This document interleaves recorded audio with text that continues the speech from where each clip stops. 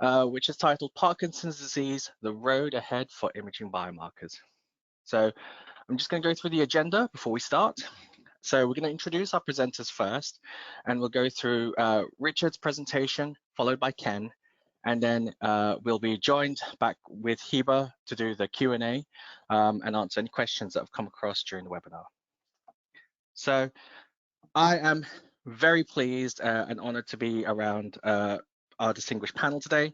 So I'm going to introduce Ken Marek, President and Senior Scientist of the Institute for Neurodegenerative Disorders. His research focuses on early detection biomarkers, disease progression and treatments for Parkinson's, Alzheimer's and related neurodegenerative disorders, particularly in vivo neuroreceptor imaging. He leads international studies, serves as a special advisor to the Michael J. Fox Foundation, and has received the Robert A. Pritzker Prize for leadership in Parkinson's disease research. Dr. Marek earned his MD from Yale, trained at Johns Hopkins, and completed his neurochemistry postdoctoral fellowship at the Institute of Neurology in London. So welcome, Ken. Thank you. And then joined with Ken is Richard Mamba, Biomarker Science Manager at IXICO. He has neuroimaging expertise in CNS trials and currently working with clinical trials across ranges of phase 1 to 3, Alzheimer's, Parkinson's, Huntington's disease, and more. He has gained his master's degree from the University of Bristol in engineering maths before completing his PhD in 2016 at UCL in medical physics, with specialization in image acquisition and reconstruction for motion correction, simultaneous PET MRI. And it was funded by Siemens Healthcare. He's co-authored recent papers in Nature Medicine, Journal of Nuclear Medicine, JAMA Neurology, and has worked as a science lead at IXICO in large studies such as AMIPAD and GAP. So welcome aboard, Richard. And our moderator today is Hiba Kazmi, biomarker scientist at IXICO, and she's been working across a number of therapeutic areas, including Parkinson's disease, progressive supranuclear palsy, and Alzheimer's disease. She graduated from King's College London with a master's degree in clinical neuroscience and holds a PhD from UCL, Queen Square Institute of Neurology. Her PhD investigated the presence of clinical and imaging features associated with prodromal Parkinson's disease in patients with late onset depression. And she also has experience in clinical settings, including working with patients with psychiatric disorders such as depression and schizophrenia. So welcome, Hiba. Great. And now without further ado, I'm going to go straight into the presentation. So without Richard, this is all yours. Take it away. Thanks, Janie. We can't see any slides right now, unless it's just me.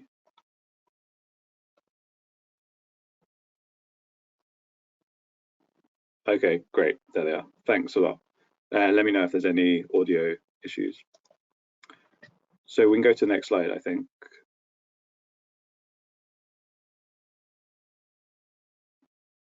Thanks. So Parkinson's disease as a clinical syndrome was first described in 1817 by James Parkinson in his seminal essay after observing his own patients and subjects on the street. It was 70 years later in 1880 that the syndrome was then named Parkinson's disease. It's the second most common neurodegenerative disease after Alzheimer's, affecting 1% of those aged over 60 and 3% of those aged over 80. Causes are multifactorial, so genetics, environmental and behavioral factors all playing a part, resulting in roughly 90% sporadic cases and 10% of cases with a family history. We can go to the next slide, please. So symptoms depend on what part of the nervous system is involved. So gastro issues, poor sense of smell, sleep problems, all being reported, as shown on the right side of this image in the prodromal stage. Once the physical characteristics of tremor, stiffness, bradykinesia occur, this is where a PD diagnosis is kind of possible. So over time, the cortex can also be affected, where symptoms can spread to memory problems and hallucinations. PD is characterized by a loss of substantia nigra neurons, which is where dopamine is produced. So Lewy bodies are found in this region, which are accumulations of proteins associated with PD. In the last 20 years or so, it's been found that these Lewy bodies contain a protein called alpha-synuclein. This protein is kind of found in everyone and is likely to be responsible for communication between cells. In Parkinson's disease, these proteins fold abnormally and clump to form these Lewy bodies, affecting the cell's normal function. So recently, taking advantage of this mechanism, alpha-synuclein seeding amplification assays have recently become an important biomarker for PD diagnosis, which basically works by sampling subject spinal fluid to detect synuclein. Next slide, please. So before we talk about the specifics of imaging in Parkinson's trials, I just wanted to show an overview of how imaging biomarkers could be used to enhance trials. So first, imaging can be used for patient selection and stratification to make sure the right patients are enrolled into a trial. This could be to use imaging to diagnose PD or to distinguish between PD and other Parkinsonism types such as MSA or PSP. Within PD, it can be useful to tell between body first and brain first subtypes, as shown in this figure on the right. So these images represent different ways patients can present based on where the pathology starts, either moving from the gut into the brain or from the brain into the gut. We can also use imaging to distinguish patients in the prodromal stage, where patients may have symptoms associated with PD but are undiagnosed. So for example, for drug trials where the drugs need to be tested early in the disease. Secondly, imaging can be used to track disease progression, helping to assess if drugs are slowing down or potentially stopping certain signs of disease, especially for disease-modifying therapies. Thirdly, imaging can be used to assess efficacy in terms of dosing levels and safety in early phase studies, and also for quantitative measures related to disease progression. So we've listed some of the main challenges in PD imaging biomarkers currently. In trials, it's important that any biomarker is not influenced by the symptomatic treatment itself, and that quantitative methods can be properly validated, including methods to accurately delineate important regions in the brain, such as the substantia nigra. Larger multi-center longitudinal studies are still needed to assess many of the more emerging imaging methods, and produce reproducibility in terms of image analysis methods such as region segmentations and acquisition harmonization is also needed, especially for the larger studies. Next slide, please. So for the last few years, the Cure Parkinson's research team has collaborated annually with Parkinson's advocates, the Michael J. Fox Foundation, to present an update on the clinical trials landscape for PD. So for the report, data was collected from clinicaltrials.gov online registry as of the 31st of January this year. So we've just shown here some of the headlines of the report, and I'll read out some of their own summary. So they say, our report found a total of 139 active clinical trials in 2022, aimed towards developing new drugs for Parkinson's.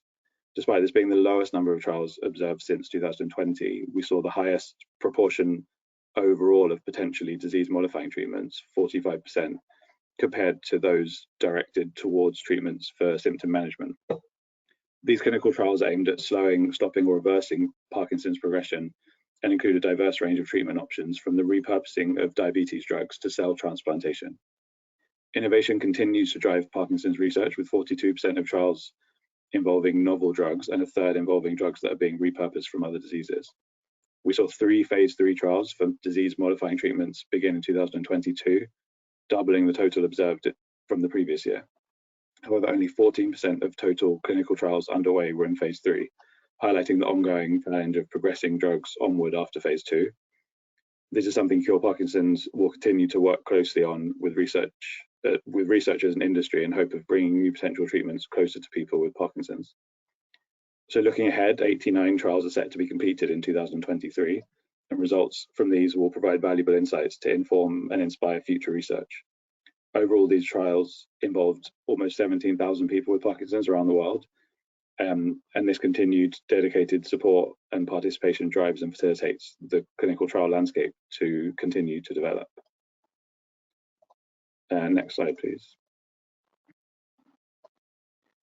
So I'll just show a few slides looking at the report in a bit more detail. So in order to understand the updates from the report this year and the overall drug landscape, we can look at the disease-modifying drugs that have been completed this year. So the table on the left shows the 14 completed phase 1 trials and the 6 completed phase 2 trials, with some details of some of the phase 2 trials on the table on the right. So UDCA aimed to increase energy production in brain cells in PD subjects with mitochondrial problems, and buntenetap reduced the production of alpha-synuclein and showed improvements in motor function. Deferoprone aimed to slow disease progression by decreasing iron levels in the brain, although the study found the recently diagnosed de novo participants actually fared worse than those on placebo. 2 type 2 diabetes drugs designed to improve insulin resistance are also under investigation as a treatment for PD. Lixisenatide early results indicate a slowing of the progression of motor symptoms, and liraglutide has shown it's safe and improves motor symptoms, overall mobility, activities of daily living, and also quality of life. Next slide, please.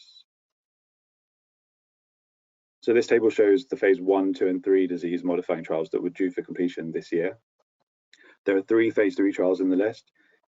Memantine, originally developed for Alzheimer's disease, aimed to reduce cognitive impairment, although a lack of benefit was found in ALS patients as of September this year. On the last slide, we saw that a phase 2 buntanetap trial completed this year, but the phase 3 trial is also due to complete, with the drug reducing production of alpha-synuclein, aiming to improve motor symptoms. The third, Ganoderma, is assessing mushrooms used in traditional Chinese medicine for their potential to slow the progression of PD non-motor symptoms.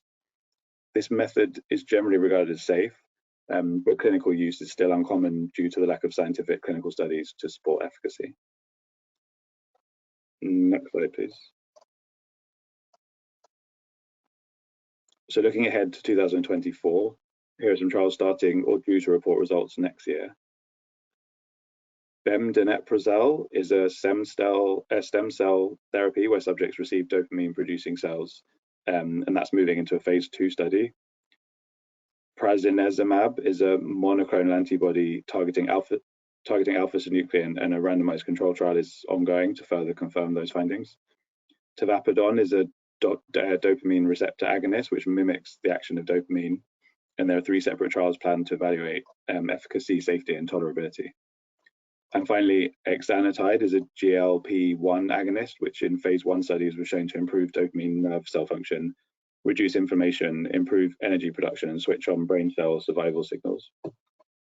So a large multi-center phase 3 study is ongoing, with top-line reports to be reported sometime in the new year. So there's a lot of recent information and probably too much to show here, but I've included references to a couple more recent papers at the bottom discussing the PD drug landscape in a bit more detail. The Venn diagram on the right is an interesting figure from one of these papers discussing the interplay between genetic contributions to PD, pathophysiology, and new therapies. So the authors say that identifying genetic variants that increase PD risk is important to help understand the mechanisms involved, and also help investigate potential effective treatments. Next slide, please. So before we look at how imaging is used in Parkinson's trials at the moment, we should explore what types of imaging are actually possible. So this slide shows an overview of MRI and molecular imaging approaches applicable to Parkinson's disease, both for diagnosis and eligibility, and also for tracking disease progression. The left box shows options for MRI, with structural MRI being the most commonly utilized, as it's used for safety monitoring, eligibility, stratification, and also for efficacy. So for example, it's been shown that abnormal putamen hypointensities in T2 weighted MRI can discriminate MSAP from PD with high sensitivity. In terms of efficacy analysis, structural MRI can be used to help create a subject-specific brain segmentation to provide regional measures in other types of analysis. So although regional volume is not a common imaging biomarker in PD, studies like ENIGMA found lower cortical thickness and other regional volumetric differences in PD compared to healthy controls as disease progressed. So we also show here more advanced MRI techniques useful for disease progression monitoring, such as diffusion-weighted imaging, functional MRI, and perfusion with ASL. DWI and fMRI can be used to differentiate between different forms of PD, and ASL can measure cerebral perfusion, which correlates generally with cognitive assessment scores. So we have some slides on these more advanced and other newly emerging techniques to image neuromelanin and iron later on. The right box shows the various PET and SPECT methods applicable to PD trials currently, with dopamine, glucose, and inflammation being the most commonly used. So for example, DAT-scan SPECT can be used with a visual read or quantitative analysis, and FDG PET can be used to differentiate PD from secondary and atypical forms of Parkinson's for study eligibility. With FDG, we can measure regional brain metabolism, which shows characteristic patterns in different disease areas. This can be used for PD stratification, as we expect to see increased activity in the basal ganglia, pons, and cerebellum, and reduced activity in the premotor and posterior and parietal cortices. Emerging PET tracers that bind to alpha-synuclein are also a big topic in research at the moment to monitor treatment progress. So both the gold standard DAT-SPECT for stratification and the more emerging use of alpha-synuclein PET will both be explored in some more detail later by Ken.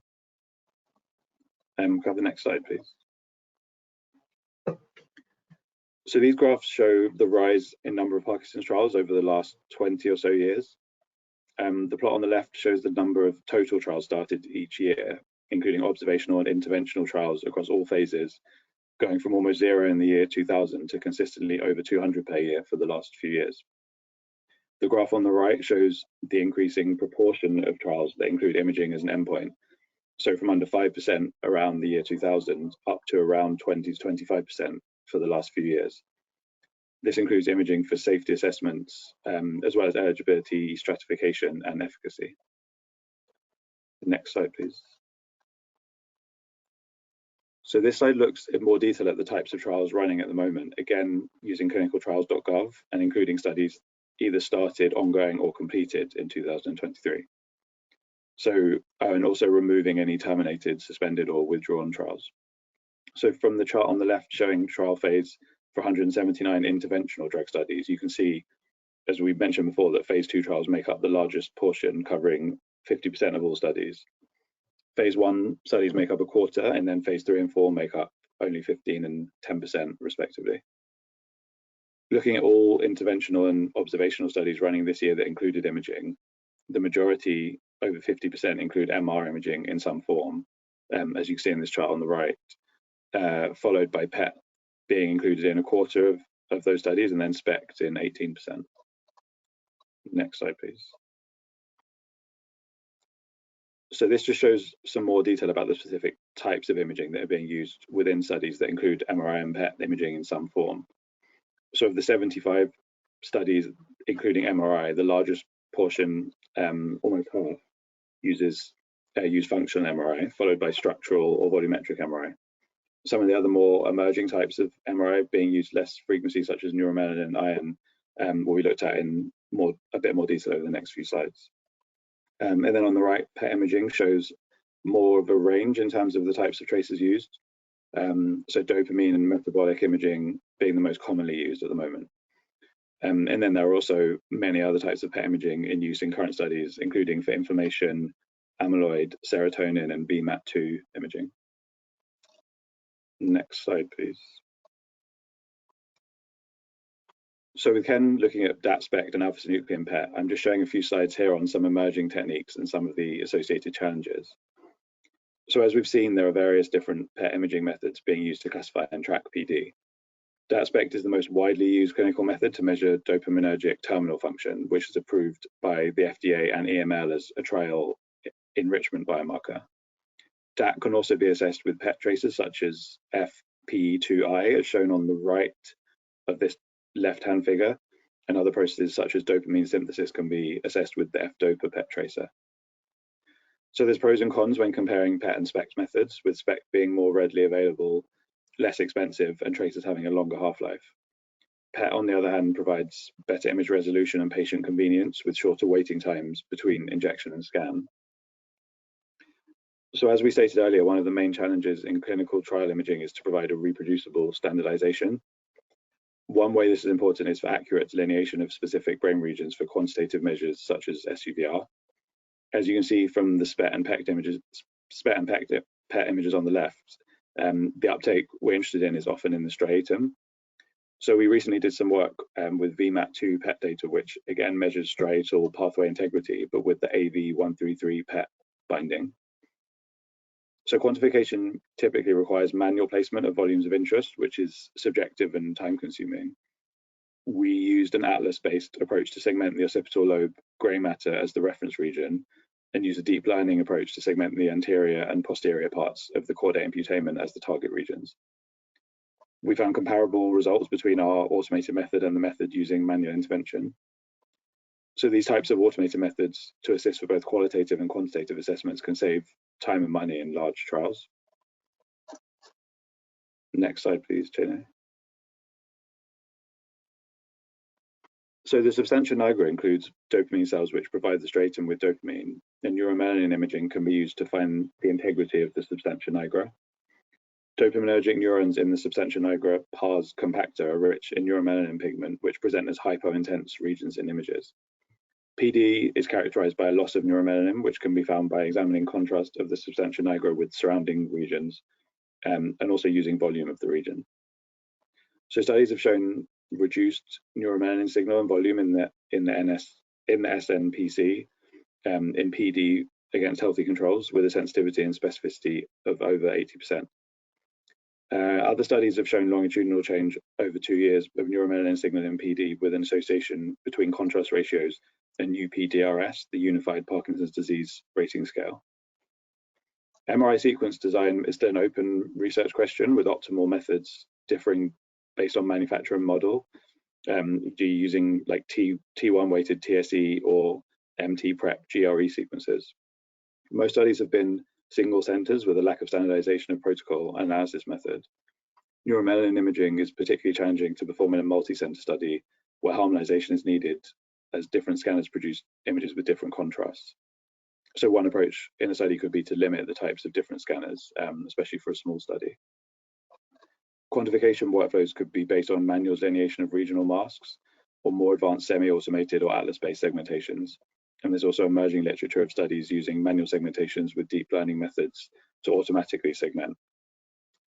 So one multi-scanner approach was recently described by Xing et al., which is based on manual delineation with signal intensity thresholds determined by scanner and protocol-specific adjustment factors, which are based on post-mortem data of normal pigmented substantia nigra volumes. Contrast of the signal in this region can then be computed by comparing the signal to the signal of the brainstem outside of the substantia nigra. Next slide, please. So excessive iron is also thought to contribute to neuronal death. An increase in iron in the substantia nigra has been linked to PD. There's research to suggest a link from iron concentration to neuroinflammation, even if the mechanism is not fully understood yet. Susceptibility weighted imaging scans, which are sensitive to iron content, can be used for visual assessment. So for example, the M1 or swallowtail sign of iron deposits act as a biomarker for Parkinson's disease. This visual sign is shown in these images in the top right of the slide. R2 star and quantitative susceptibility mapping methods allow for quantitative iron mapping. Studies have shown these metrics correlate with severity of motor symptoms in longitudinal PD studies, whilst increase in substantia nigra iron content have been found in subjects in an early disease stage. In terms of MRI sequence setup, multi-echo gradient echo T2 star sequences can be used for QSM, which compared to R2 star methods are more suitable to multi-center trials as results are more robust and reproducible. In terms of the image analysis workflow, there's options with manual delineation and specific substantia nigra probabilistic atlases, like we saw in the neuromelanin methods. Next slide, please. So free water analysis applied to diffusion MRI can be used to model contribution of extracellular free water and water in cell tissue, which is another surrogate measure of neuroinflammation. Neurodegeneration can be measured by assessing tissue structure, e.g. due to cellular alterations from iron accumulation and increased fluid content. So in PD, reduced fractional anisotropy in the substantia nigra is commonly observed in early disease, with studies reporting high sensitivity and specificity. Studies have also shown an increase in free water content in PD versus controls, and specifically increased free water content in the posterior substantia nigra with PD progression, predicting changes in bradykinesia and cognitive status. So diffusion MRI pipelines provide RI average diffusion metrics in defined grey and white matter parcellations, as well as estimation of white matter pathways with streamlined tractography and structural connectivity summaries. On the right, we can see some published examples, the top showing increased free water with PD progression compared with healthy controls, correlating with changes in bradykinesia and cognitive status over a 1-year period. And then the image below shows a similar story with consistent increase in free water over 4 years in Parkinson's subjects. Next slide, please. Okay, so this is my final slide just to show that structural MRI may still have a part to play in Parkinson's studies for volume change assessments. So unlike therapeutic areas such as Alzheimer's disease, where atrophy is used across trial phases, structural MRI and PD is often used to find regional masks. Reported atrophy patterns seem to vary across studies, and it's not well understood how disease severity relates to profiles of abnormal brain morphology. So as we mentioned earlier, the ENIGMA study was the largest collaborative MRI PD study to date, which found lower cortical thickness compared to controls across all disease stages. They found larger left thalamus in early stage patients, then a smaller putamen and amygdala, then a shrinking of other areas such as the hippocampus and left caudate and globus pallidus with later stage disease. Another study from Vitali et al. Showed lower substantia nigra volumes in PD patients compared to controls, with increasing severity with disease progression. And then a study by Zigami et al. Found similar results, but for a wider PD network atrophy pattern. Okay, thanks for listening. I'll hand over to Ken now. Yeah, thanks, Richard. That was really insightful, and a lot of opportunity there for across different modalities. And it just shows how vibrant the clinic is at the moment for potential and new therapies, but also our understanding in Parkinson's disease and treatment. So thank you for your presentation. And Ken, I'll now hand over to you. 1 second, once this slide moves through. I don't know if you can see it. There we go. Right, over to you, Ken. Great, thank you so much. And it's a pleasure to be here and be able to join in this webinar. And we've heard a lot already about the status of Parkinson's disease and the opportunities for using imaging to advance our understanding of disease. I'm going to very briefly in the next 15-20 minutes really talk about some of the newer thinking about Parkinson's disease, and again with a focus about how imaging might play a role, particularly as we think about accelerating therapeutics. So could I have the next slide, please? So as I think about Parkinson's disease as someone who's been involved in the care of Parkinson's disease patients for over 30 years, there are a number of key challenges. They're listed here. This is well known to all that the disease is progressive, it's heterogeneous, that we have the capability of treating, and that causes us, is a positive, but also causes us to be creative in how we develop clinical trials in Parkinson's disease. And I'm going to focus on the fourth point, which is that degeneration begins long before symptoms arise. And this offers us an opportunity to consider how do we identify these individuals and potentially treat individuals prior to the onset of typical symptoms of Parkinson's disease. Next slide, please. So what has happened over the last really several months has really been a change in the paradigm in Parkinson's disease. And in part, this is due to something that Richard touched on, which is our ability now to measure synuclein in living humans as compared to individuals at postmortem. So really, this has led us to this capability of developing a biologic definition of Parkinson's disease. We are proposing, and with colleagues proposing a new terminology for Parkinson's disease called neuronal synuclein disease, focusing on that biology and enabling us to encompass Parkinson's disease and other related synucleinopathies like Lewy body dementia. And in addition to that, this has led us to the capability of developing a staging system that begins at the start of degeneration and extends throughout the course of illness. The real goal here is to utilize these tools to help us to accelerate therapeutics, to really target therapeutics in a way that will use the biology to advance our ability to treat Parkinson's disease, or now neuronal synuclein disease. Next slide. This we heard a few moments ago about the synuclein seed amplification assay. This is really an assay which has really energized the field and enabled us to move toward this biologic definition. Very briefly, the synuclein seed amplification assay relies on combining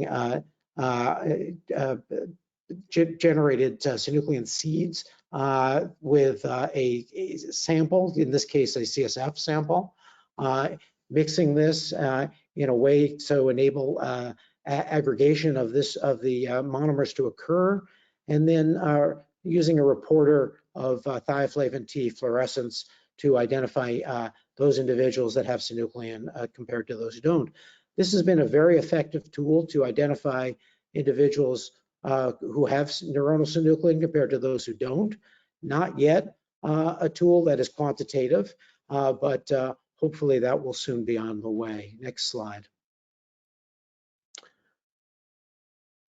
So really, this slide is really a slide that many have seen in the past, just pointing out the natural history of Parkinson's disease and making the point that our efforts to date in our therapeutic studies have been primarily on the right side of this slide after symptoms and diagnosis has occurred.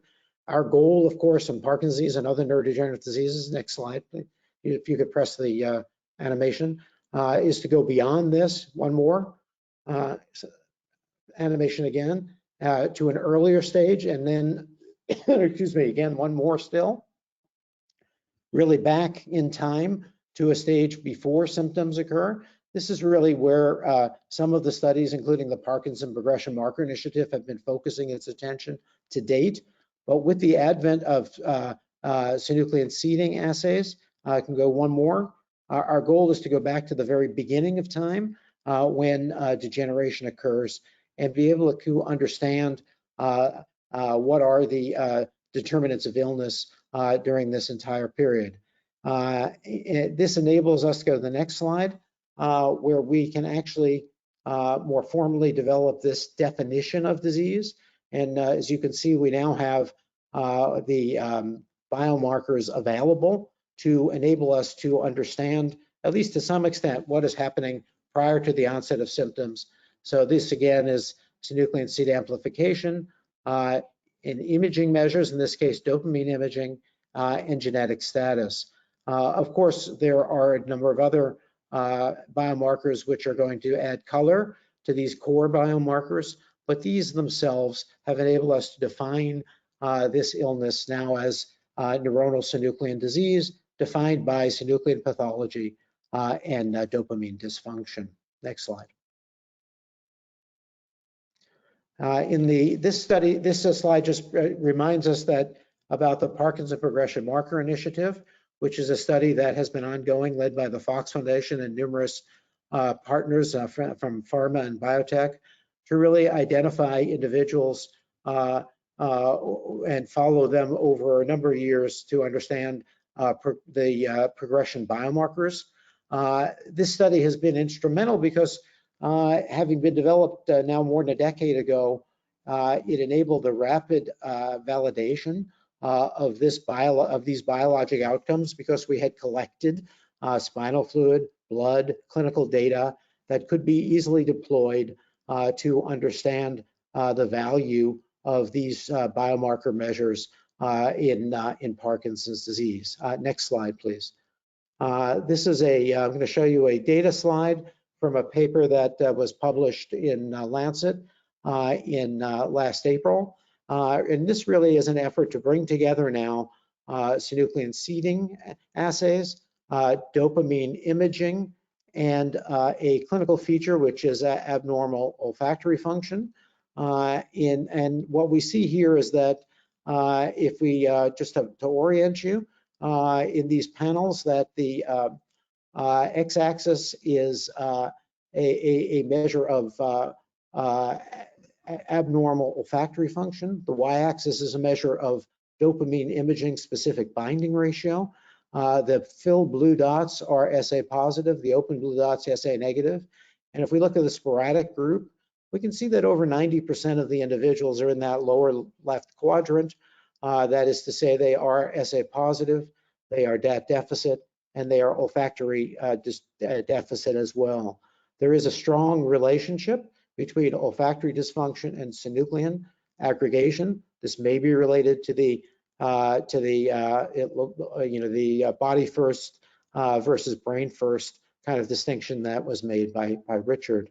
I'm going to just turn your attention to the panels on the right side of this slide. These are in individuals who don't have typical symptoms of Parkinson's disease, but who are at risk for Parkinson's disease, either because they have REM behavior disorder or simply hyposmia. And what you see that even here, the majority of these individuals have synuclein aggregation well in advance of any symptoms of disease. You can also see that about half of them have that deficit, also in advance of symptoms of disease. But this may lead us to begin to develop a temporal pattern for these biomarkers prior to the onset of symptoms. We go to the next slide. This is from another study called the PARS study, very similar, in which we used olfactory function to identify individuals who may be at risk to have abnormal dopamine imaging and then ultimately be at risk to develop symptoms of Parkinson's disease. And what you can see in the left-hand figure is that these are individuals who were simply identified from the community, age 60 and above, who were willing to undergo olfactory testing using something called the University of Pennsylvania Smell Identification Test, UPSIT, simply a scratch and sniff test that could be sent in the mail. And what you can see is that among those individuals who are in the lowest percentile, lowest 15th percentile by age and sex, about 50% of them are SA positive. So 50% of them SA positive. So we can suddenly use this as a tool, a simple tool, to reach out into the community, identify individuals who may be SA positive and may, and by definition, have neuronal synuclein disease. If we look at the next part of this slide on the right, we can look at how imaging fits into this picture. And all of these individuals were evaluated with dopamine transporter imaging. And what we can see is that the majority of individuals, again, on the left-hand side of this figure, who are SAA positive are DAT normal. So it now becomes quite clear that synuclein aggregation can occur well in advance of dopamine transporter deficit. However, what you can see, if you look at those red lines on the bottom, you can see among the individuals who are SA positive but develop dopamine transporter deficit, those are the individuals that ultimately, so-called phenoconvert, ultimately develop symptoms of Parkinson's disease, now called neuronal synuclein disease. If we go to the next slide, this enables us to create a kind of one more, sorry, go ahead. This enables us to create a model for how we might take advantage of this biology that we believe is defines neuronal synuclein disease, Parkinson's disease, dementia with Lewy bodies. So here we can reach into the community. We can identify individuals who are synuclein positive with a simple test. The majority of those individuals who are synuclein positive have normal DAT, remain normal for some time, but some individuals have a reduction in dopamine transporter imaging, and those individuals are at high risk to go on to develop clinical symptoms. So now this enables us to think about two things. One is we can potentially intervene at each of these levels, so it enables us to think about prevention of illness. And it also makes us, at least in this model, think about a much larger number of individuals than we have been thinking about that are SA positive, a much larger number of individuals who may ultimately be enabled to be treated to, again, in this case, prevent the onset of Parkinson's disease or dementia with Lewy bodies. Next slide, please.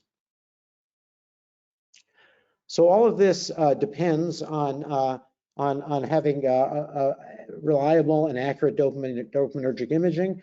You saw a little bit of this already, but there are many ways to assess dopaminergic imaging, and there is an effort underway to try to bring these together, just as has been accomplished in the Alzheimer world with Centiloids, or now Centaurs, So a major effort is underway to develop something called centamines, so enable us to use any of these different measures in a clinical trial to assess dopamine function. Next slide.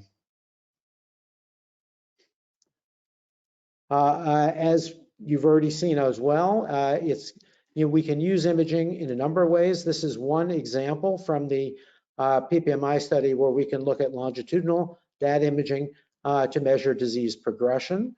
And I wanted to point out, next slide, that that it may be an advantage to use other tools. We heard a little about this already, about the analysis of AV133. And I'm just going to show you a little bit of data from a study in which AV133 and data imaging were utilized in the same subjects. So these are 41 subjects, all of whom had both DAT and AV133. And so you're comparing apples to apples. Next slide. And what you can see here is what is the sort of power to detect change using DAT imaging. And in this slide, I just want to make 2 points. One is that, of course, it is possible to use data imaging to detect change. But what we have recently learned is that it's important to consider what is the appropriate target and what's the appropriate reference region to optimize our ability to detect change using data imaging. Turns out that much like amyloid imaging, using a white matter reference region appears to offer an optimal strategy to optimize our ability to detect change with DAT. And if we go to the next slide, compared one slide to the next, you can see that you do even better. Nope, sorry, go back one more. We do even better with AV133, likely because of the better spatial resolution of PET. And this improves our ability to detect change by about 25–30%.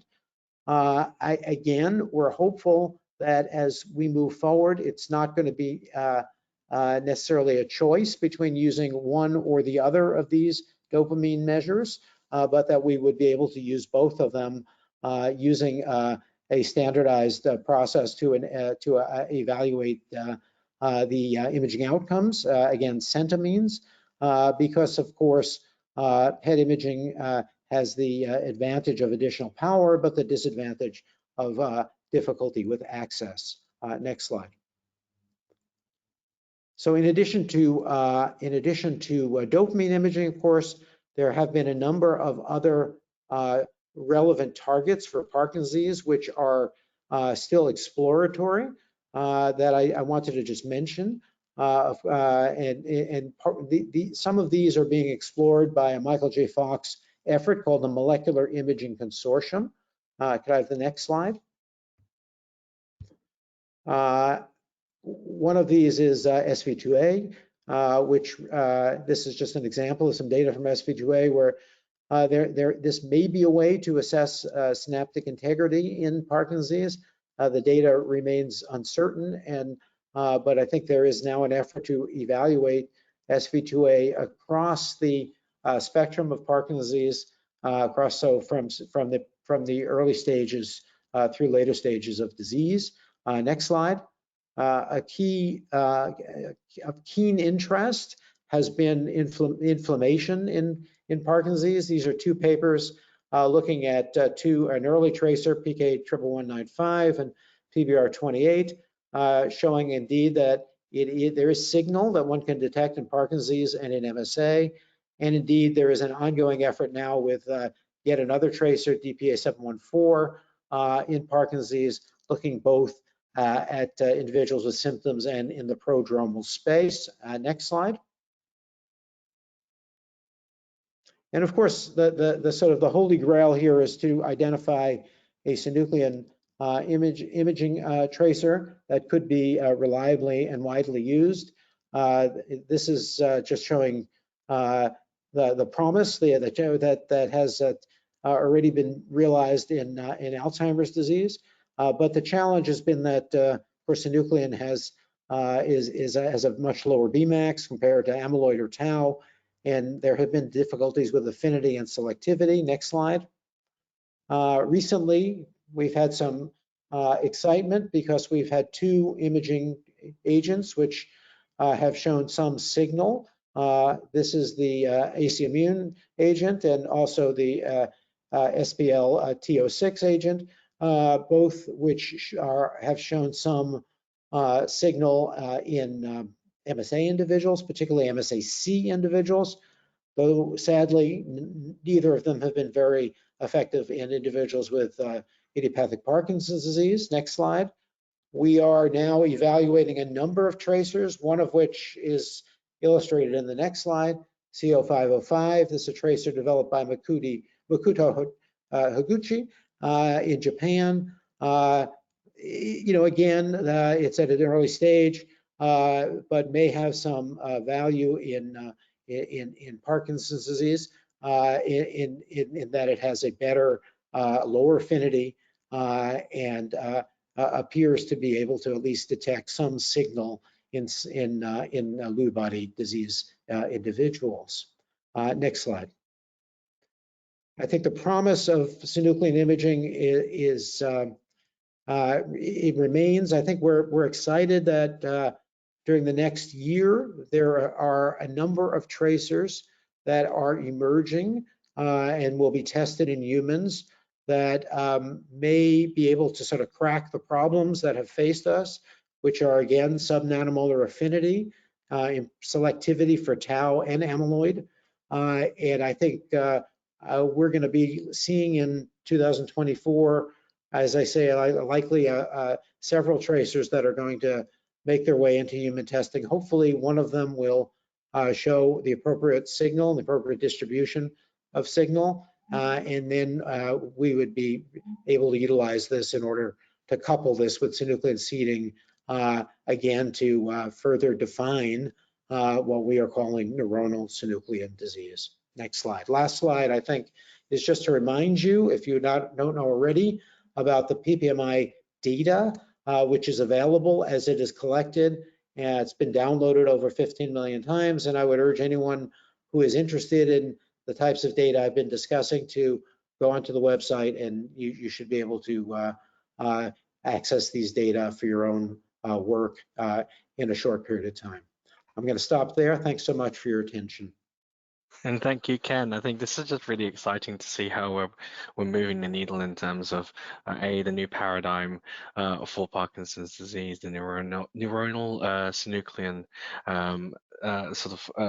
paradigm, and then of course, like, the way that we're being able to measure synuclein in a multitude of different ways. It's also very exciting. So thank you. This has been very helpful and insightful. I'm bringing back the rest of the team, so Richard and Hiba, so that we can jump straight away into the Q&A section. And so Hiba, the floor is all yours. Take it away. Thank you so much, Shani. Thank you, Richard and Ken, for those really interesting presentations. We've got lots of questions that have come in. I think we can kick off with a question for you, Ken. So sort of going earlier back to your presentation, you mentioned there's the non-motor symptoms and those with hyposmia. The question really is, do you think that DAT deficit always occurs in those SAA positive individuals prior to cognitive or other non-motor symptoms of Parkinson's disease? Yeah, that's a really interesting and important question, and has come up in the context of particularly in dementia with Lewy body disease. I think that it is probably not always required, but I think it's also important that our definition of DAT deficit now is changing. That it's one thing when we are trying to define DAT deficit, not knowing whether individuals have synuclein, but once we know they have synuclein, we can probably be a little bit more liberal in understanding what is likely a DAT deficit. So I think that's part of the picture as well.